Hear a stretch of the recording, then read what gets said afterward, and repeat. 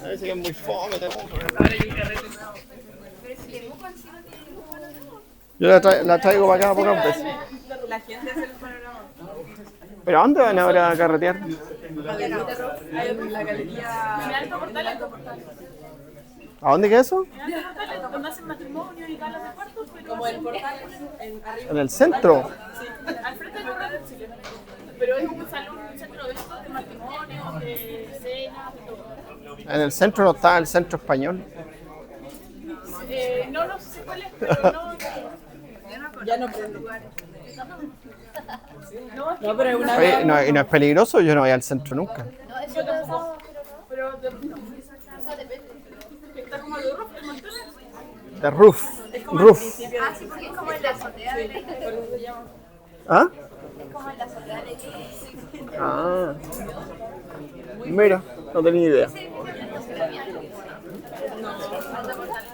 ¿Y por qué no hicieron ahí el medio médico? Es muy buen lugar para Lo han hecho ahí hace 2 años, lo hicieron ahí. ¿Sí? Fue el año pasado con el country, ahora están baneados de country. Este año lo hicieron. Porque yo el año pasado en pésimas condiciones con medio médico, así que ¿Se portan mal? Yo nunca he ido al medio médico, pero este año voy a ir. Nunca he ido. este venido. Estuvo el año pasado. ¿Ah? ¿Qué momento se hasta que ahora se va a quedar.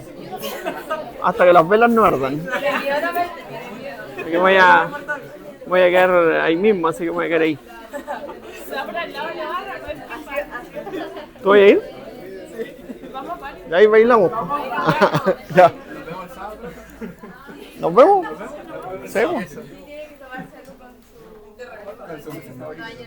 ¿Sí? Puede ser.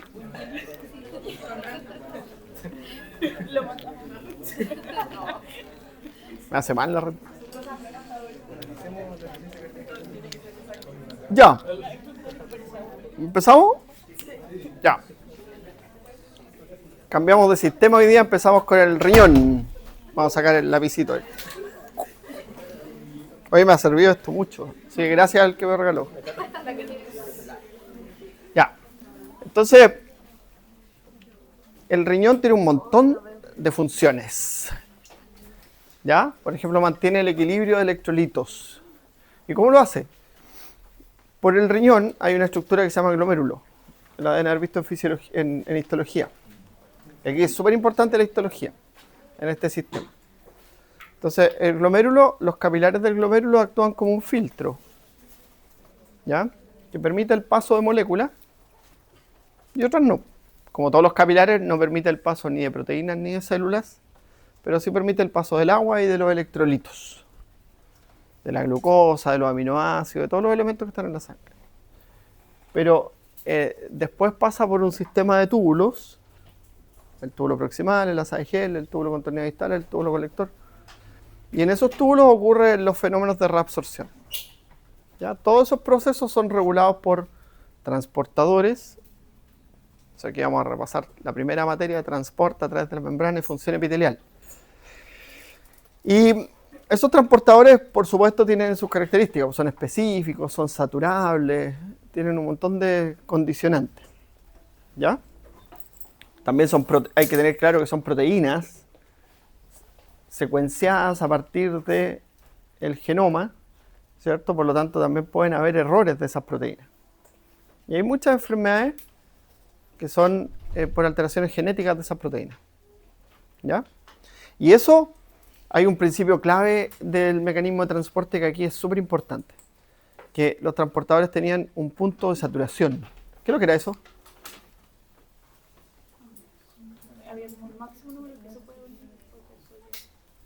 Ya, hay un máximo de ¿qué? De moléculas que pueden transportar. ¿Y después de eso qué?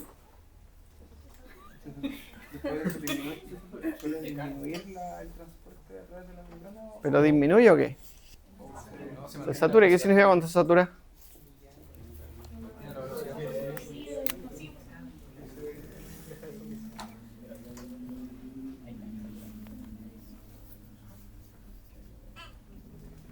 El punto de saturación.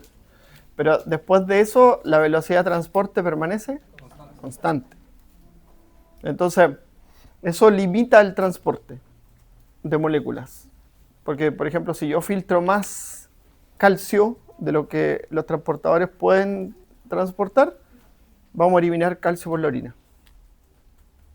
¿Ya? Y eso va a constituir riesgo de cálculos renales. ¿Ya? Si yo filtro más glucosa de lo que los transportadores pueden mover, tengo glucosuria. ¿Ya? Y así. Entonces, el riñón, a través de estos transportadores, regula la concentración de electrolitos en la sangre y de moléculas en la sangre, porque es capaz de eliminar los excesos, digámoslo así. Entonces, hoy día en la mañana yo estaba haciendo una clase de nefrolitiasis y les decía, uno puede absorber más calcio de lo normal por hartas condicionantes y el riñón va a eliminar más calcio por la orina. Y eso hace que el riñón forme estos cálculos urinarios. ¿Ya? Por ejemplo, hay compuestos que se absorben completamente, que se reabsorben completamente y que tú no los vas a encontrar en la orina. La glucosa, el bicarbonato, los aminoácidos, eso no van a estar en la orina. ¿Ya? Y cuando falla ese mecanismo se producen enfermedades. Por ejemplo, la cistinuria, que es la eliminación de cistina por la orina. ¿Ya? Que también forma cálculos. ¿Ya? Y todas son enfermedades genéticas, porque ustedes van a aprender cuando estudien eso, que los estudiantes, las personas que tienen cálculo urinario, ya que no son, que pueden ser estudiantes, normalmente tienen recurrentemente eso, porque en definitiva es una alteración genética. Solo que nadie se da la lata de hacer el examen, porque tenéis que hacer un WEC, que es un exoma completo para determinar las causas. Pero nadie hace eso, entonces al final te dicen tiene cálculo urinario y le puede pasar de nuevo. ¿Sí? Ya. Bueno, otra cosa que hacen, mantienen los desechos metabólicos. Entonces, un desecho metabólico importante, que es súper decidor de la función renal, es la creatinina. ¿De dónde viene la creatinina? De la creatina. ¿Y la creatina creo que es? Una proteína que se encarga de la absorción de agua en los músculos. ¿Tomáis creatina? No sabes lo que toma. ¿Qué es la creatina? Es una fuente de energía del músculo. Y químicamente creo que es un aminoácido, creo que es. ¿Ven que me dan ideas para preguntarle cosas? ¿Qué es la creatina? Químicamente. Porque la creatina, le voy a decir lo que hace la creatina. La creatina, a través de una enzima que se llama creatinquinasa, transfiere su fosfato, ¿ya?, al ADP. Y el ADP se convierte en ATP. Y cuando transfiere el fosfato se convierte en creatinina. ¿Cierto? Entonces la creatina es una fuente energética del músculo. ¿Pero qué es químicamente la creatina? ¿Un aminoácido, una proteína? ¿Qué es lo que es? Un aminoácido. ¿Estás adivinando? Por lo que usted ha dicho. Pero yo no sé, lo tengo que enseñar eso. Cuando yo pido un examen de creatinina, ¿qué es lo que estoy buscando verme? Ahí vamos con eso, pero vamos, primero dígame qué es la creatina. Usted hizo química, bioquímica, para venir hasta aquí. Y el prerequisito de la fisiología es la bioquímica. ¿Qué es la creatina?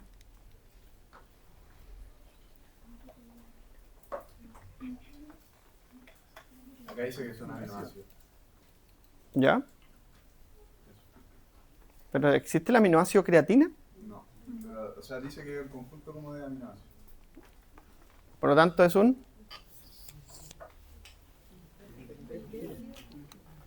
¿Mm? ¿Es un péptido o no? Ya, se los dejo como tarea, porque eso es importante que lo sepan. Ya, Entonces, tú cuando hablas, cuando respiras, cuando te mueves, cuando tragas, cualquier cosa que involucre la función del músculo produce creatinina, ¿cierto? Como desecho. Y la creatinina se elimina completamente por la orina. Entonces, cuando le pido un examen de creatinina al paciente, usted está viendo la función renal, indirectamente. Hay una gráfica que vamos a aprender aquí que es al revés que esta, es así. Entonces,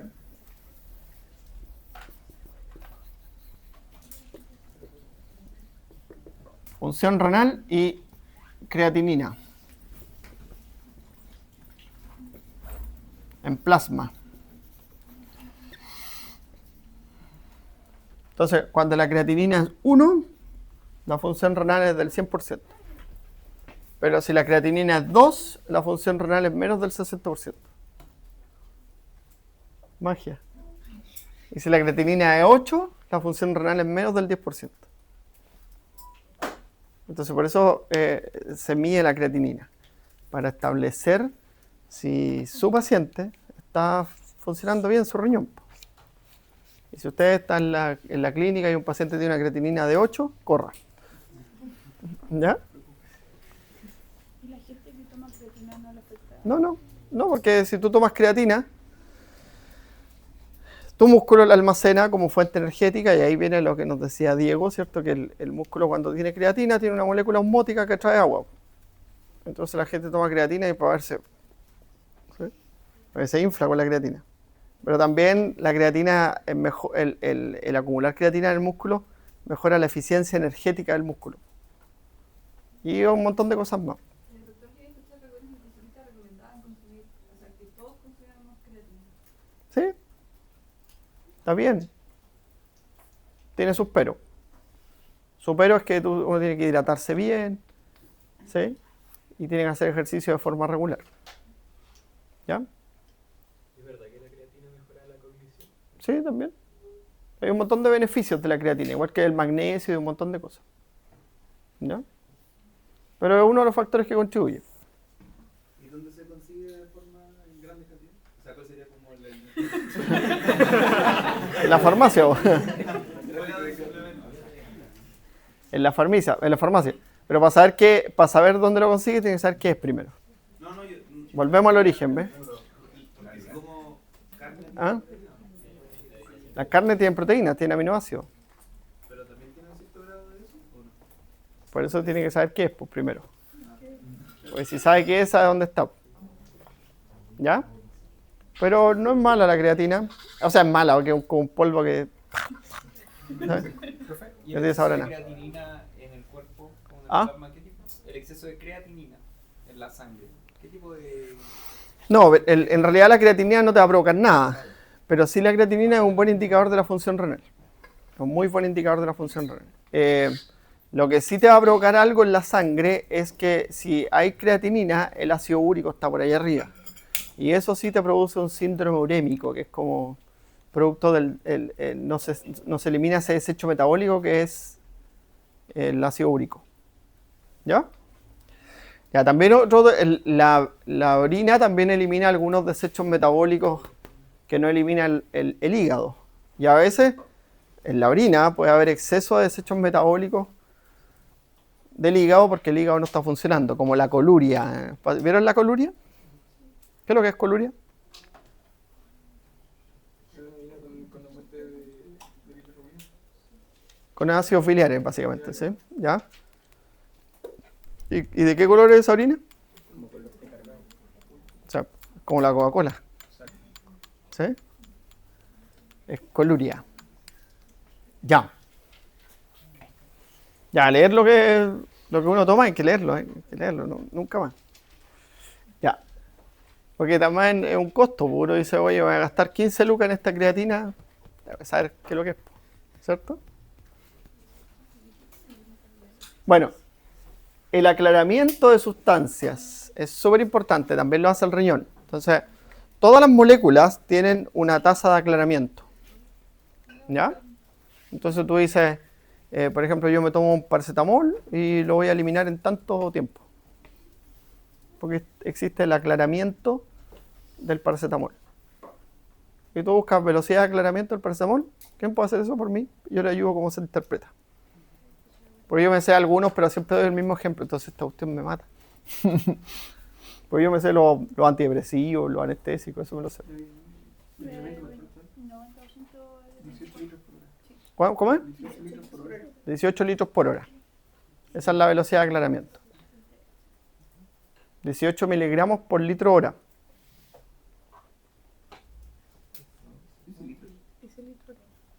Debería decir 18 miligramos por litro hora. Entonces tú eliminas 18 miligramos por litro de orina por hora. Esa es la velocidad de aclaramiento del paracetamol. Y después cuando vean ustedes fármaco van a ver que eso multiplicado por 5 determina la cantidad de veces al día que tiene que tomar el medicamento. ¿Ven? Ya.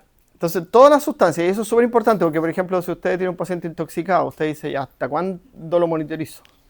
El tiempo en que tarda en eliminar el tóxico. ¿Ya? Entonces las toxinas más comunes tienen una velocidad de aclaramiento y está determinada. Entonces tiene un paciente intoxicado con cocaína y tú dices, bueno, ¿cuánto tiempo lo monitorizo? Ya, y tiene que saber cuánto tiempo se elimina la cocaína de la sangre. Y eso tiene una velocidad de aclaramiento. ¿Ya? Para los fármacos determina el tiempo de acción, la efectividad.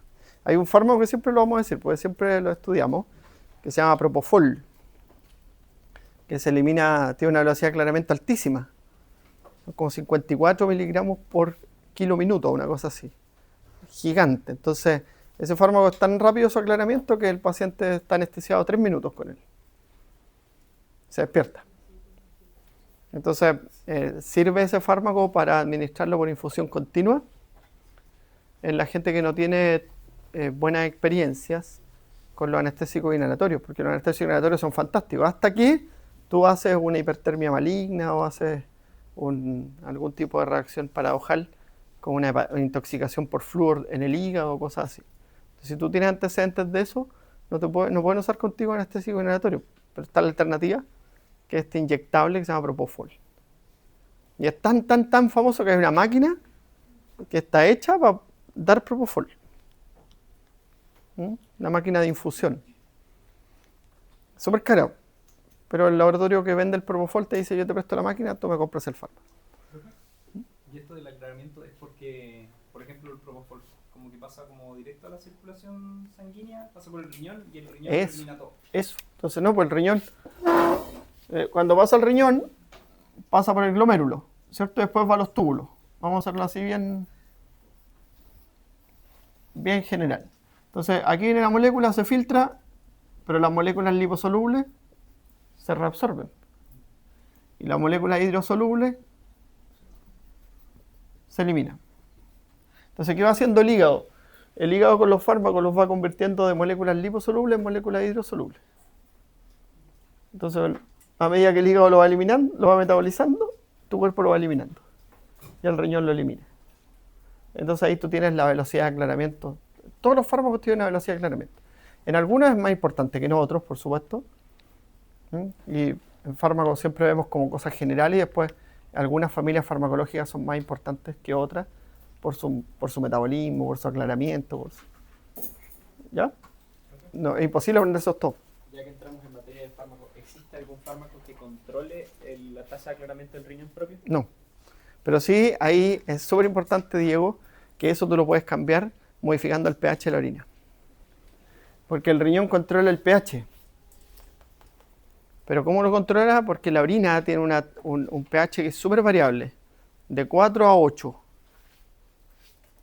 ¿Ya? Entonces, ¿se acuerdan de química? Un ácido en un medio básico, ¿qué le pasa?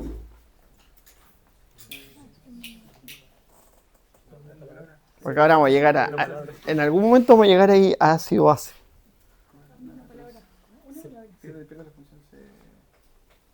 Por ejemplo, una sustancia ácida en un medio básico se ioniza. Y si se ioniza, ¿cuál es el problema? Si se ioniza.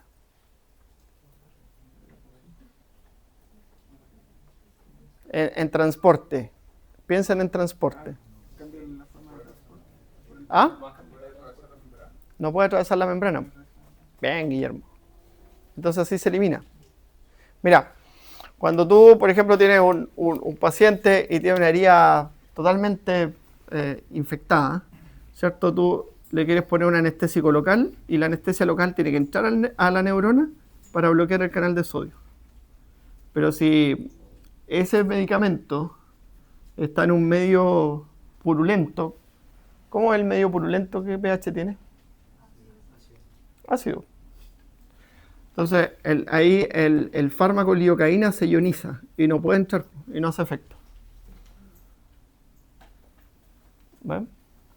En cambio, en un medio básico como el medio extracelular, la lidocaína se mantiene no ionizada y entra y hace su efecto. ¿Ya? Bueno, eso mismo se aplica aquí en el riñón. Entonces tú, por ejemplo, si quieres acelerar la eliminación de un fármaco ácido, alcalinizas la orina. ¿Cómo? Le pones en la vía endovenosa bicarbonato. Y así la orina y la sangre se alcaliniza y de esa forma se eliminan más rápido los ácidos. Entonces cuando usted tenga un paciente intoxicado con una sustancia ácida, puede hacer eso. Y solo con ese principio de la química, que es muy sencillo, ¿cierto? Un fármaco ácido en un medio básico, ¿ya? Y eso en fármaco lo usamos mucho, el pH. Porque, por ejemplo, tú dices, tomo paracetamol e ibuprofeno. ¿Cuál actúa más rápido? El que se absorbe más rápido.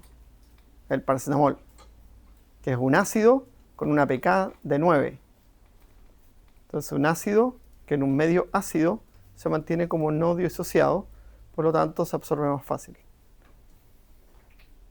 ¿Ya? En cambio, el ibuprofeno es un ácido con una pK de 4 y tanto. Entonces se absorbe más lento y se termina absorbiendo en el intestino.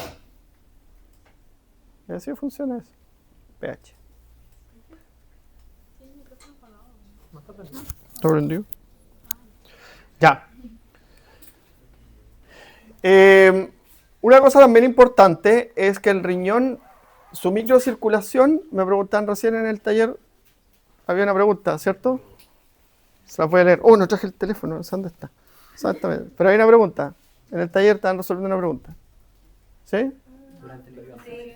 Durante el ejercicio, ¿qué órgano permanece el flujo sanguíneo absolutamente constante? El riñón. No era el cerebro. ¿Quién puso cerebro? ¿Sí? Se equivocaron. Déjenlo, son compañeros como ustedes. Tienen la voluntad de ayudarlo. ¿Ah? Porque el cerebro, el flujo sanguíneo aumenta en el ejercicio. Porque el cerebro es metabólico y autorregulación. Entonces se suman las dos cosas cuando hacemos ejercicio. Metabólico y autorregulación. Entonces el flujo sanguíneo aumenta por el lado del metabolismo, que está aumentado. Y el corazón es metabólico y autónomo. También aumenta. En cambio el cerebro es solo autorregulación. Entonces el riñón, el flujo sanguíneo permanece constante, aunque yo esté corriendo una maratón. ¿Ya? Se mantiene constante. Y es el único órgano que mantiene su flujo sanguíneo constante, aunque todas las otras cosas cambien. Solo autorregulación. Y vamos a pasar un buen rato aquí explicando eso, la autorregulación del riñón. ¿Ya? Ya. También el riñón, ¿cierto?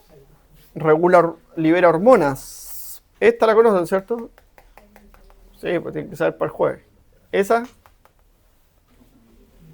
la eritropoyetina, ¿cierto? La sintetiza el riñón. ¿Ya? Las células glanulares liberan renina, las células mesangiales liberan eritropoyetina. Y en las células mesangiales también se activa la vitamina D, que se convierte en la hormona colecalciferol, ¿cierto? Dentro de todas las funciones que tiene la vitamina D. Ya, y las dos últimas ya las comentamos. Bueno, ¿y cómo hace el riñón eso? Con estos procesos que vamos a estudiar aquí. Entonces, mire. Filtración glomerular. Ya, para eso necesita una membrana de filtración especializada que se llama capilar glomerular. ¿Ya? Entonces ahí se filtran las moléculas. Después tenemos, ¿cierto?, reabsorción tubular. O sea, de todo lo que se filtra, si nosotros si no reabsorbiéramos, al día se filtran 180 litros. O sea, tu sangre pasa muchas veces por el riñón. ¿Ya? Pero se reabsorbe tanto que tú eliminas 1.5 litros por día. O sea, todo lo demás se reabsorbe. ¿Ya? De hecho, se filtran 125 y se elimina 1 de esos 125. O sea, los 124 se reabsorben. Y aquí también ocurre un fenómeno que se llama secreción tubular. ¿Cómo ocurre esto? Sustancias que van unidas a proteínas no se van a filtrar, ¿cierto? Porque están unidas a proteínas. Entonces, cuando las sustancias unidas a proteínas pasan por aquí, ¿qué puede hacer que se separen?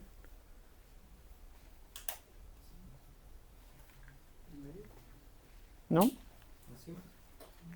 Que haya otra molécula más afín por esa sustancia. ¿Ya? Y aquí, lo que tienen aquí el riñón, tiene bombas de flujo. La proteína de transporte de cationes y las proteínas de transporte de aniones, que hacen que las sustancias unidas a proteínas se unen a esas moléculas y se secretan. ¿Ya? Entonces por esa vía se secretan sustancias de desecho, se secretan residuos metabólicos, se secretan fármacos, se secretan una serie de sustancias que no se pueden filtrar porque están unidas a proteínas. ¿Ya? Y finalmente lo que resulta de eso se llama excreción urinaria, que es la orina. ¿Ya?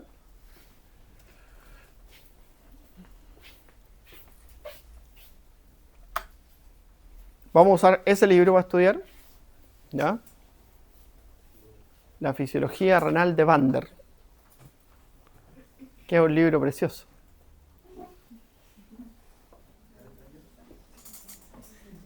¿Ah?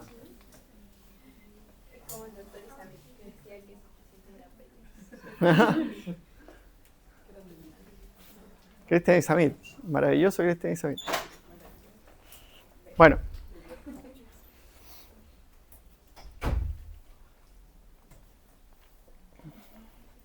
Mira. ¿Qué es lo que es aquí? Enfermedad renal aguda. ¿Qué pasa si el riñón es insuficiente? ¿Qué pasa si el riñón es insuficiente? Mira todo lo que pasa si el riñón es insuficiente. Entonces el riñón es súper importante. Y eso es lo que quiere mostrarle esta diapositiva. Entonces dice las consecuencias clínicas de la insuficiencia renal aguda.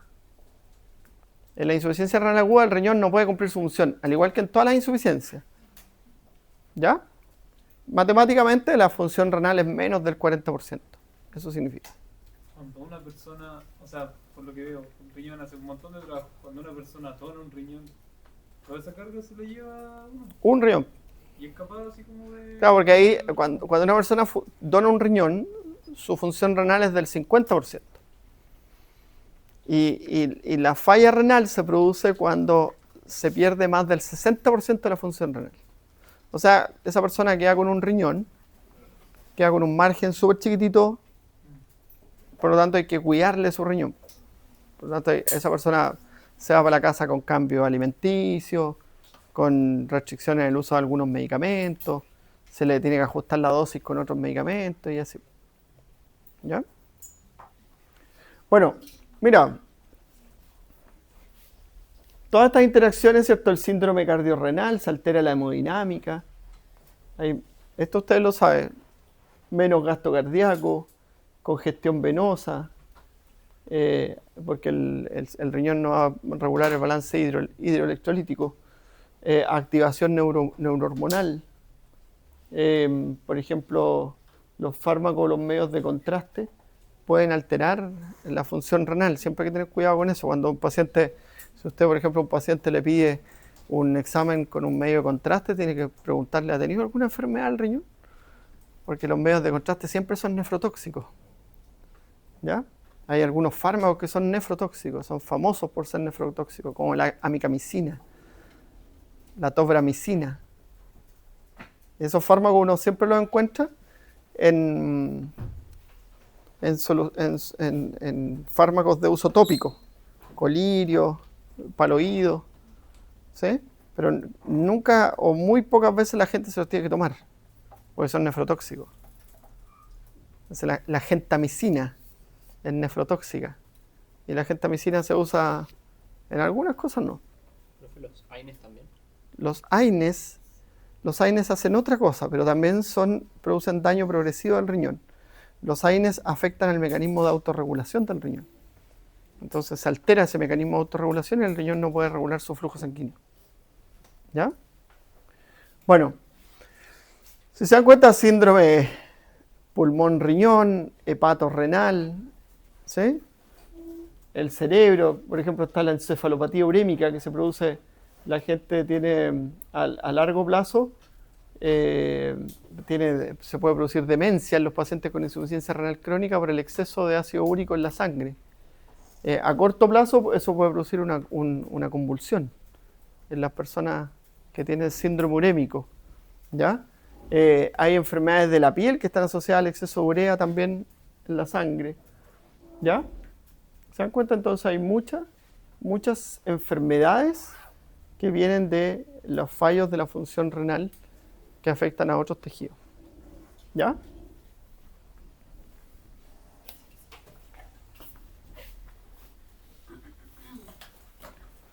Ahora, por ejemplo, el riñón en otras enfermedades que afectan a nuestro sistema, le puede pasar esto. Hay estresores, ¿ya? El riñón se puede sobreestresar por sobrecarga de solutos. Por ejemplo, si yo tengo una dieta hiperproteica, ¿cuál es el problema? ¿Qué le va a pasar a mi riñón? Por ejemplo, estos días, las dietas hiperproteicas, el asadito, ¿cierto? ¿Qué le va a pasar al riñón? Debería saturarse. Claro, porque cuando uno tiene una alta ingesta proteica, produce más urea. ¿Ya? ¿De dónde viene la urea?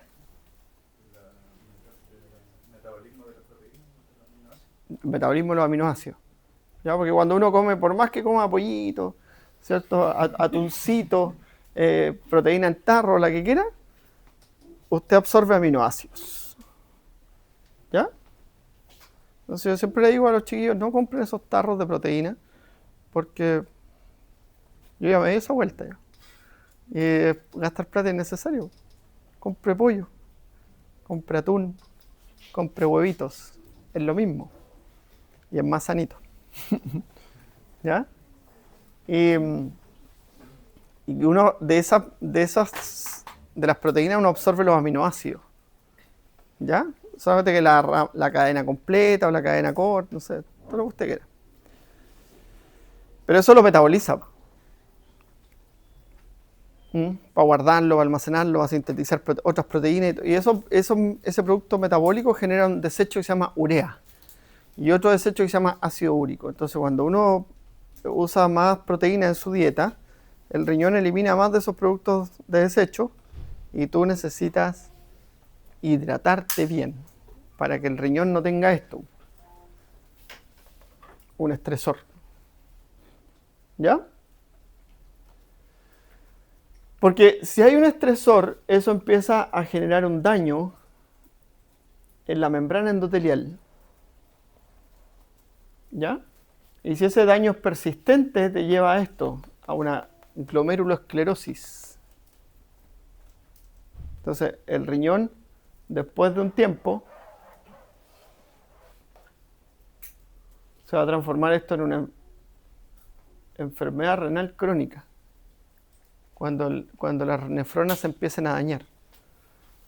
Las enfermedades más típicas que producen esos cambios es el estrés por sobrecarga de solutos en la diabetes y el estrés por sobrecarga de presión en la hipertensión. Y las dos causas principales de enfermedad renal crónica son la diabetes y la hipertensión. ¿Ya? La causa principal de enfermedad aguda es la hipotensión. ¿Ya? La insuficiencia renal aguda la produce la hipotensión. ¿Ya? Bueno, y todo esto que ustedes están viendo, ¿cierto? Alteraciones de la membrana endotelial epitelial que produce proteinuria, hace caer la tasa de filtrado glomerular y se pierde la reserva funcional del riñón. ¿Ya? Y ahí va cambiando hasta que se transforma en esto, pues, en pérdida de nefronas y enfermedad renal crónica, porque esto está todo cambiado. Mira, y aquí hay colágeno, miofibroblastos. Entonces esto se llama esclerosis, que es un proceso de una enfermedad degenerativa del glomérulo. ¿Ya? Pasó por esto, por necrosis tubular, apoptosis. O sea, la diabetes, por ejemplo, la sobrecarga de solutos, que es la glucosa, primero daña los glomérulos y después daña los túbulos, porque el túbulo con torneo proximal está todo el tiempo reabsorbiendo glucosa, está funcionando al 100% y esas células empiezan a morir por apoptosis. ¿Ya? Ya, entonces, el riñón va haciendo esto, ¿cierto? Filtrando sustancias, reabsorbiendo sustancias y secretando sustancias. Entonces tú, a medida que una sustancia pasa por la arteria renal y sale por la vena renal, hay una parte de esa sustancia que se elimina. Y eso se llama tasa de excreción urinaria o tasa de aclaramiento urinario. ¿Ya? Está descrita prácticamente para todas las moléculas que nosotros utilizamos. Para nuestras moléculas endógenas y para moléculas exógenas, que son fármacos. Todos los fármacos dentro de su descripción está la tasa de aclaramiento. Entonces tú al leer eso, ahí en fármaco nosotros le pedimos que hagan unos cálculos y nos digan en cuánto rato se elimina el fármaco del cuerpo. ¿Ven? Ya. Lo vamos a pasar bien en fármaco. Ahí de verdad lo pasamos bien, porque hay otros ramos que son... ¿Sí? Entonces ahí lo pasamos bien. Aprendemos harto. Y aprendemos los fármacos, porque ¿a quién le gustan los fármacos? A mí me encantan los fármacos, pero no me gusta usarlos, porque eso es lo que hacen. Pero me gusta estudiar los fármacos, saber qué hacen. Ya. La arteria renal. Rama de la aorta abdominal. Y el flujo sanguíneo por esta arteria es ¿cuánto es?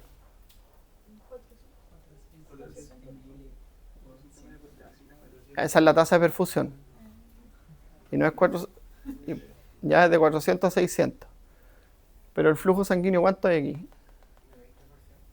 Ya, ¿y eso equivale a cuánto? 1.1 litros por minuto entran por aquí. ¿Ya? Y esto se va dando origen a distintas arterias, las arterias segmentarias, las arterias arqueadas, las arterias interlobares, y finalmente llega a la arteriola aferente, ¿ya? Que es la que da origen, ¿cierto?, al capilar glomerular. ¿Ya? Hay nefronas corticales y nefronas medulares. ¿Ya? Estas las que están ubicadas yuxta cortical, cerca de la corteza, son las que hacen la función renal. ¿Ya? Porque uno dice, oye, ¿cómo un camello puede vivir tanto tiempo sin tomar agua? Bueno, tiene sus riñones distintos y y las nefronas que hacen la función son las nefronas medulares, las que están acá. Acá hay más nefronas para acá. ¿Ya? Y esta estructura, ¿cómo se llama esta estructura? El cáliz renal. Súper importante anatómicamente porque aquí cae la orina, gotea por todos lados y se forma como una turbulencia.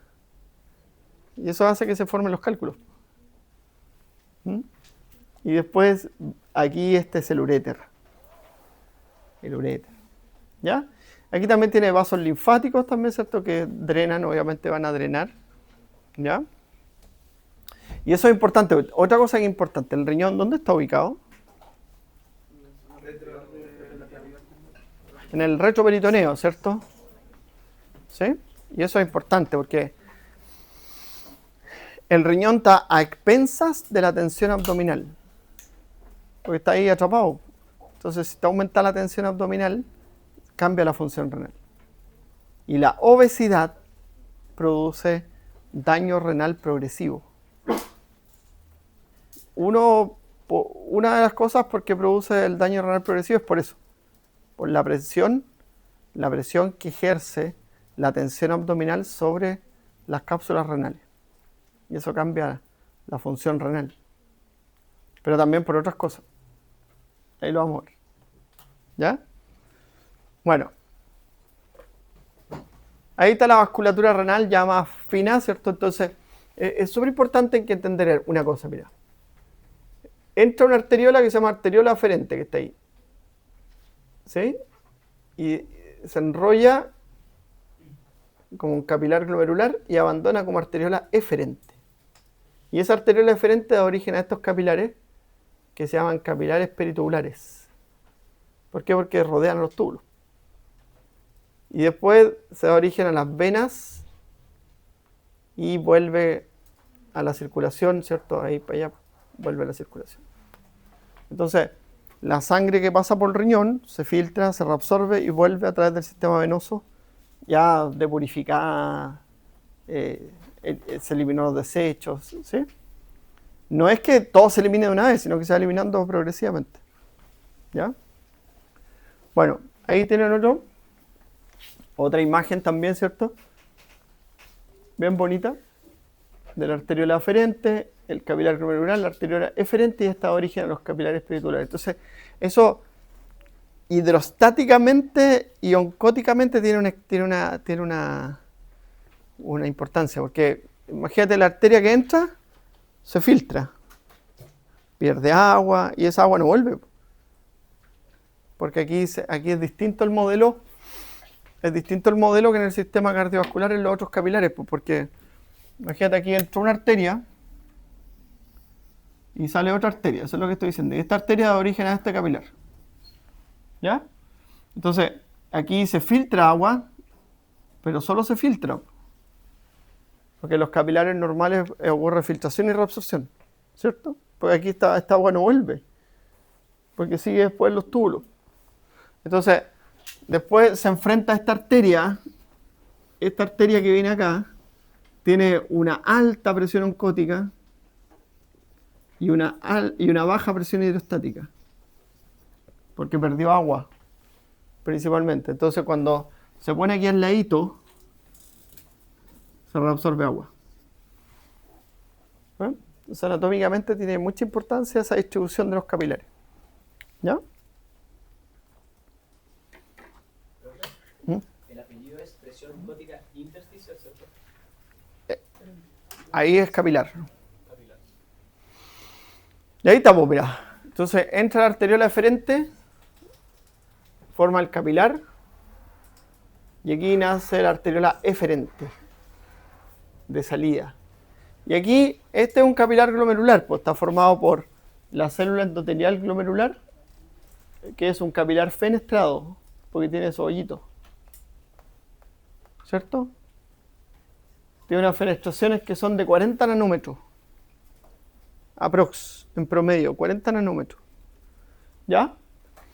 Y por fuera están estas células que se llaman podocitos, que forman los capilares, forman con sus digitaciones podales, ¿cierto? Porque son así los podocitos, ¿sí?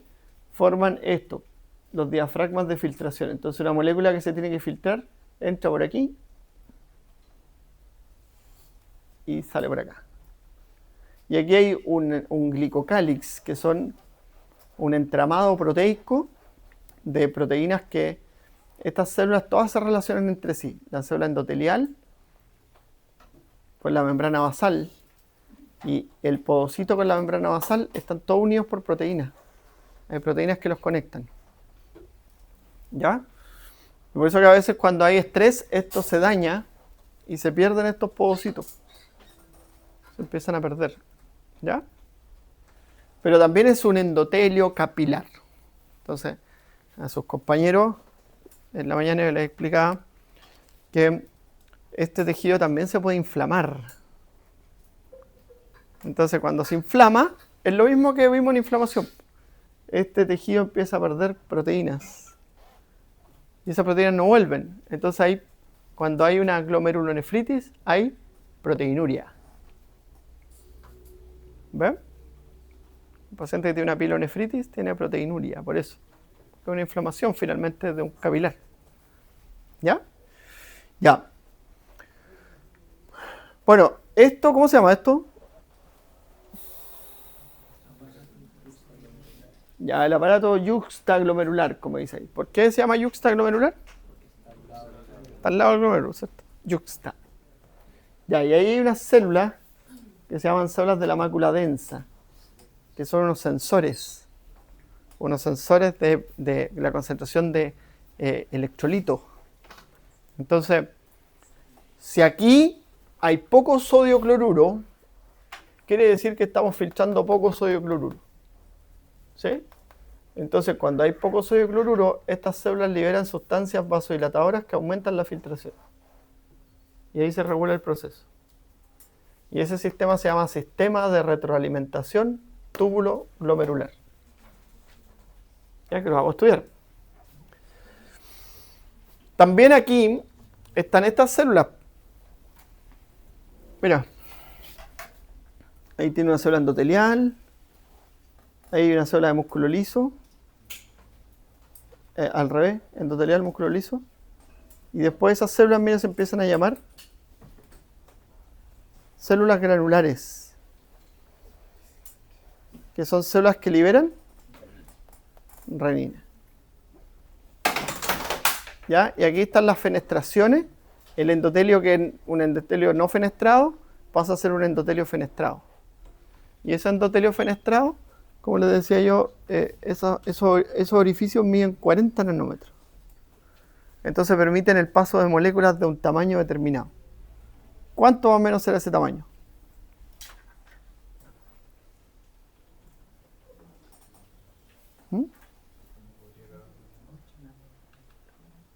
¿Cómo? 8 nanómetros. ¿Ya? Es un buen número 8. ¿Y por qué si el capilar mide, el hoyito mide 40, puede pasar a una molécula de 8?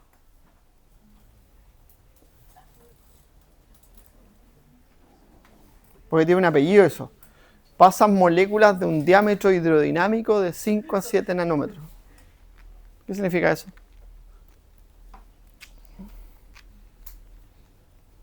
Un diámetro hidrodinámico. ¡Pum! No pasé.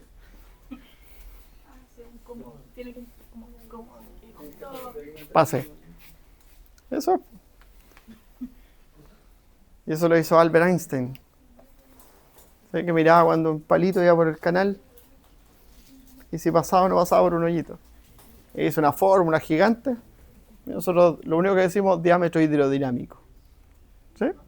Que es la probabilidad que tiene una molécula de ser filtrada, nada más. Entonces, una molécula tiene probabilidad de ser filtrada si mide entre 5 y 7 nanómetros. O si tiene un diámetro inferior al de la albúmina. Todas las moléculas que son de un diámetro inferior al de la albúmina se filtran. ¿Ya? ¿Y cuánto mide la albúmina? 64 kilodalton es su peso molecular.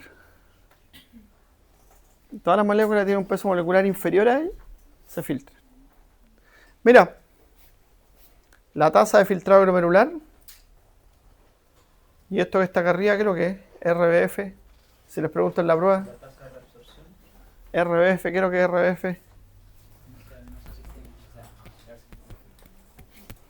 ¿Ah? Resistencia vascular sistémica. ¿No?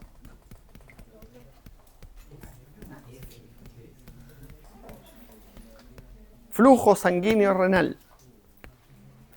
Entonces, mira, cuando el flujo sanguíneo renal es constante, la tasa de filtrado glomerular es constante. Pero si cae el flujo sanguíneo, cae la tasa de filtrado. Entonces, en la hipotensión pasa eso. Y uno, ¿cuándo tiene hipotensión? Ya una hemorragia, voy a saber. Una deshidratación. Basta con que usted esté con vómito y diarrea una tarde, está con hipotensión. ¿Ve? Entonces, es algo común, ¿o no? Súper común. Súper común. Entonces uno tiene que estar atento a la función renal. Siempre. Porque el riñón, ¿cierto? Es súper importante.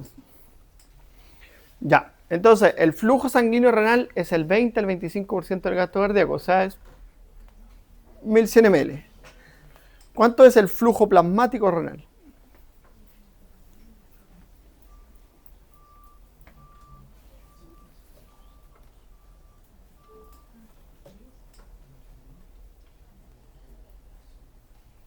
Porque uno es el flujo sanguíneo renal, otro es el flujo plasmático renal.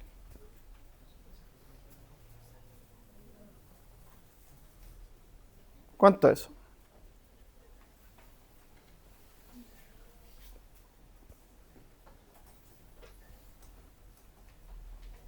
¿No es la mitad? ¿No? ¿A quién se le ocurre eso? ¿Estimar eso?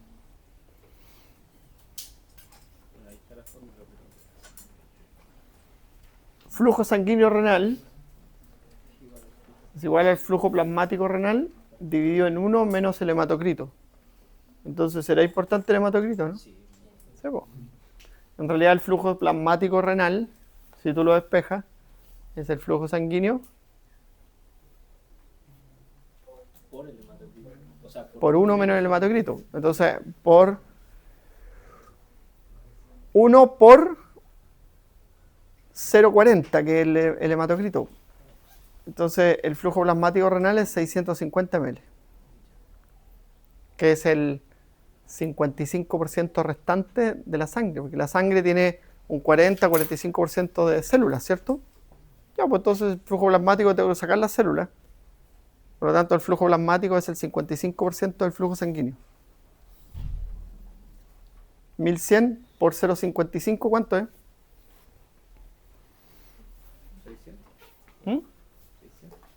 600, 650. ¿Ya? Entonces, eso es el flujo plasmático renal. Ahora, de eso solo se filtran 125 ml. ¿Pero por qué? Porque la filtración de qué depende. Eso sí es evaluable el viernes, el jueves. Claro, por las diferencias de la presión hidrostática, la presión oncótica, que aquí se enfrentan. Aquí se enfrentan porque tú tienes...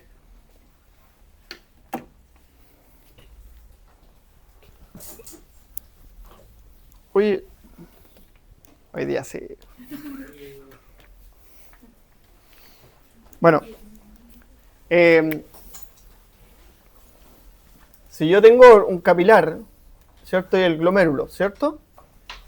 Esto es así. Entonces yo tengo aquí una presión hidrostática que siempre es alta porque acuérdense ustedes que la velocidad del flujo disminuye porque aumenta el área de sección transversal. ¿Ya? ¿Y cómo es el principio de Bernoulli?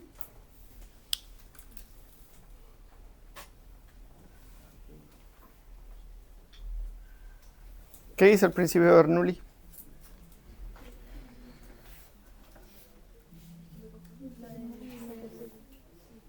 Pero interprétenlo, no me digan la fórmula. O sea, el principio de Bernoulli. Cuando la velocidad del flujo aumenta, la presión del fluido disminuye. Eso. ¿Ve? ¿Y al revés? Si la presión del fluido aumenta, la velocidad del flujo disminuye. Eso. ¿Ve? Ya, entonces, la presión hidrostática aumenta aquí al inicio de este capilar, ¿cierto? Y se encuentra con una presión hidrostática que ahora se llama del espacio de Bowman, ¿cierto? ¿Y esa presión hidrostática cómo es? Miren acá, piensen, miren acá y piensen. No estén ahí como que, "Ay, no lo sé. Me van a mirar feo". No, piensen. Menor, ¿por qué es menor? Porque esto, ¿cierto, Guillermo? Esto tiene un flujo constante. Po. Entonces nos acumula el agua aquí. Entonces aquí siempre esta es menor. Es cero, de hecho. Entonces se enfrenta con esa y por lo tanto hay filtrado. ¿Ya? Y después tenemos la presión oncótica del capilar, constante. A menos que se filtren proteínas. ¿Cierto? Pero aquí no se filtran proteínas. Ya dijimos. A menos que estemos en una enfermedad, ¿cierto? Pero no se van a filtrar proteínas. Ya. Entonces, ¿qué efecto va a ejercer la presión oncótica? Porque acá no hay presión oncótica, si no se filtran proteínas. Acá hay presión osmótica. ¿Cierto? Porque se filtran iones. Ya, pero ¿qué efecto va a ejercer la presión oncótica del capilar ahí? ¿Va a favorecer la reabsorción o va a evitar la filtración?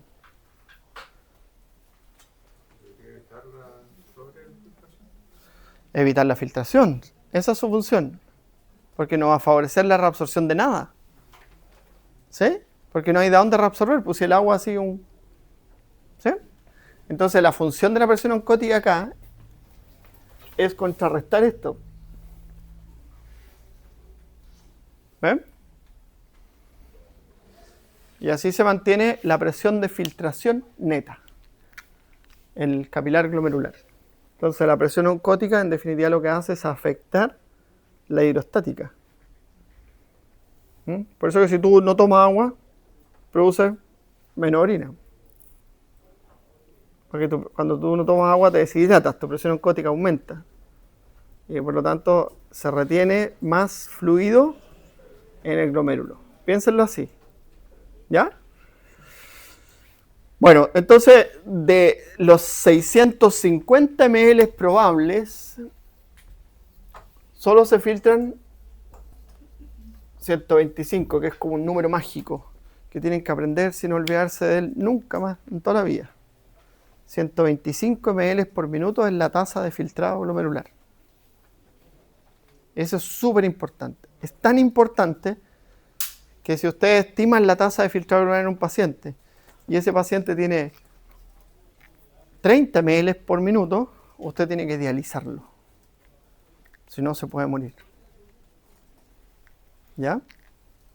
Y si su riñón no puede filtrar más de 15 ml por minuto, ese paciente necesita un trasplante renal. ¿Ya? Y cuando la tasa de filtrado glomerular es menor de 60, el paciente se clasifica y se categoriza como un paciente con insuficiencia renal, que puede ser aguda o crónica dependiendo cómo se instauró el proceso. ¿Ya? Súper importante la tasa de filtrado glomerular. Profe, ¿puede repetir los valores? ¿25 dijo? No, es que eso es clasificación patológica, después está en una tabla. Pero lo importante es que usted hoy día tiene que aprenderse que es 125 ml por minuto se filtra en el glomérulo. ¿Ya? Después de esos 125 se va a reabsorber el 99% y se va a eliminar 1 ml por minuto de orina. Esa es la tasa de producción urinaria. Tú produces 1.25 ml por minuto de orina. ¿Ya? ¿Cuánto puede almacenar la vejiga?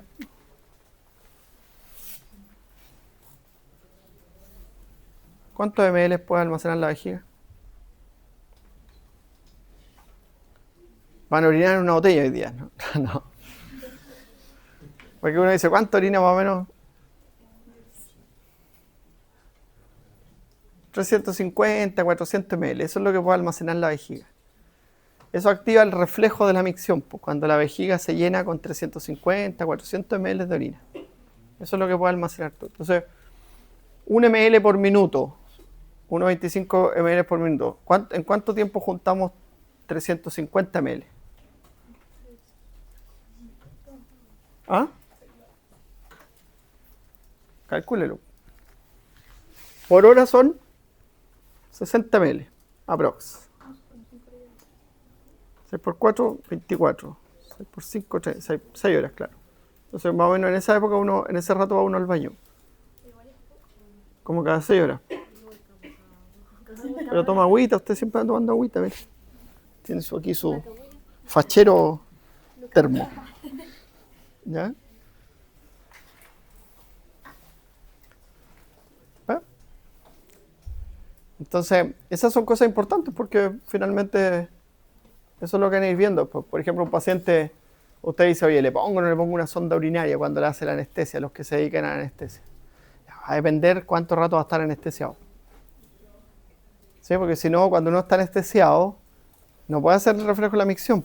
Entonces la vejiga se empieza a llenar de orina y en un momento la vejiga sobrepasa un umbral y ya tú no la puedes contraer. O sea, ya se desactiva el proceso. ¿Ya? Se llama bolo vesical, se llama eso. Que es una sensación terrible, como una opresión aquí, ¿sí? Y la vejiga no se puede vaciar. ¿Ya?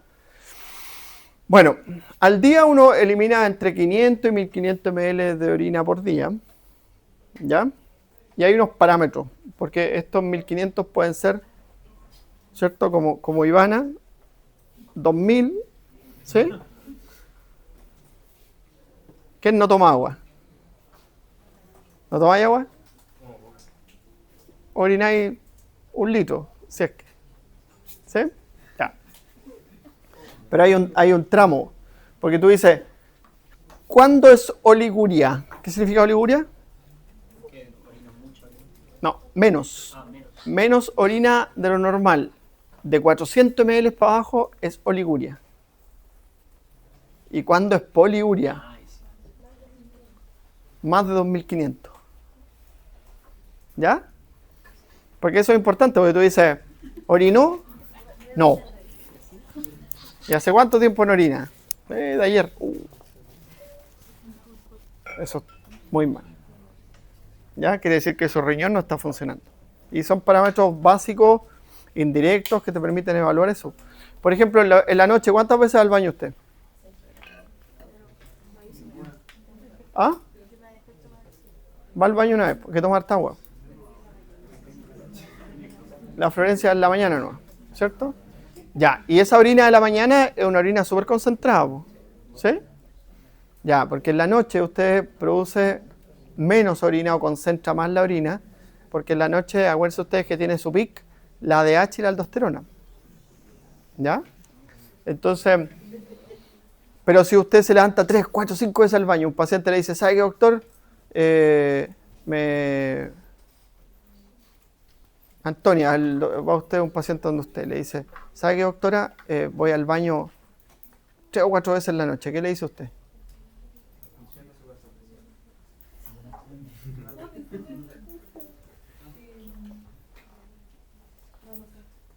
¿Está bien o está mal? Está mal, po. Tiene nicturia.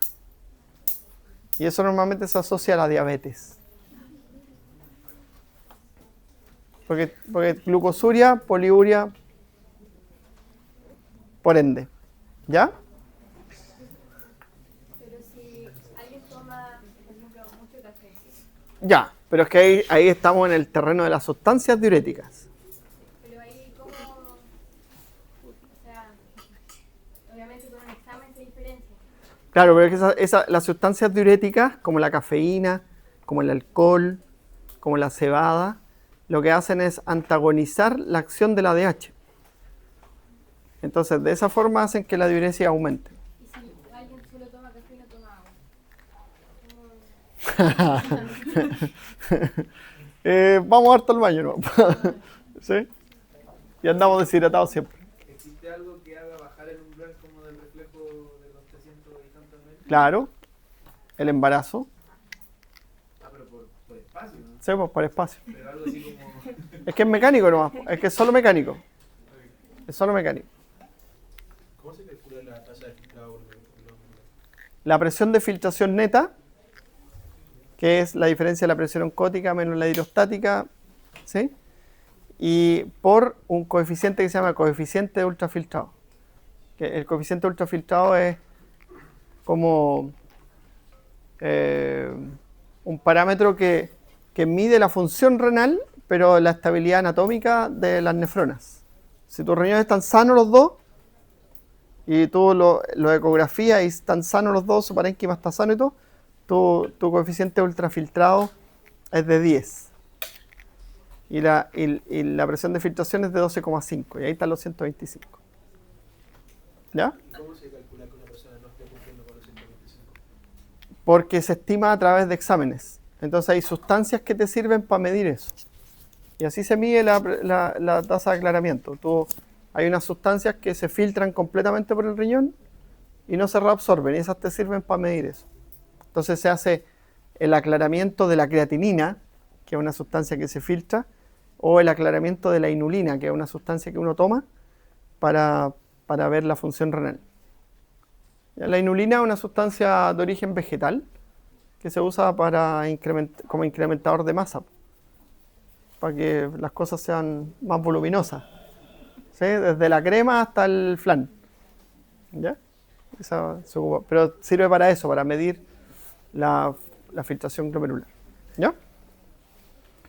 Ya, y lo último. Entonces, anuria.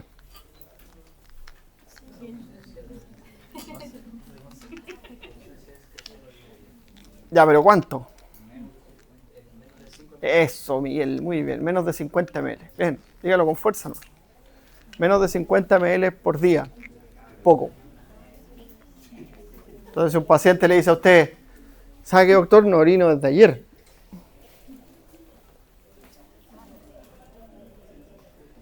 ¿Sí?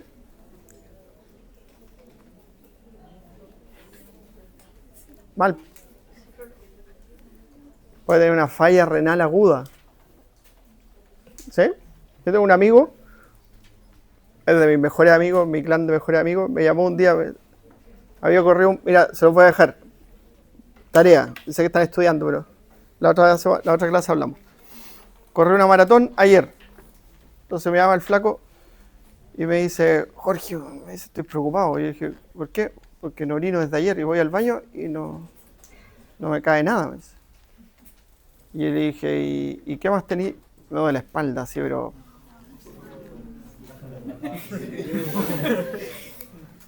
Vuela a la clínica. Ahí todo hospitalizado harto tiempo con insuficiencia renal. Corre una maratón. Busquen la relación. Ya. Oye, el miércoles vamos a hacer un repasito ahí para ayudarle para la prueba, ¿ya?